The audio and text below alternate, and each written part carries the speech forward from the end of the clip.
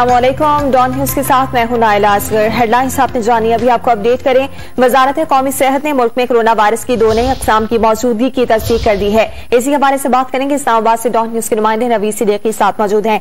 नवीद, बताएगा वजारत कौमी सेहत का मजीद क्या कहना है इस बारे में?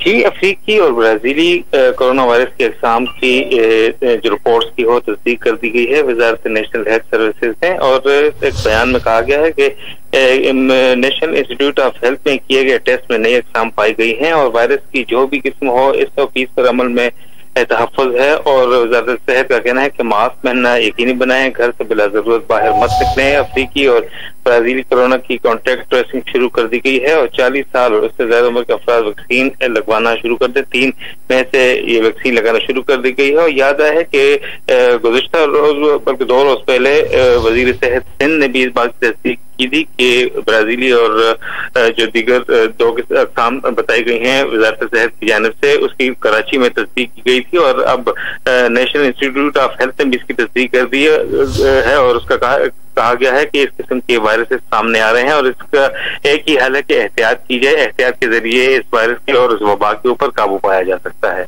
नवीद, बहुत शुक्रिया आपका तफसीलात के लिए।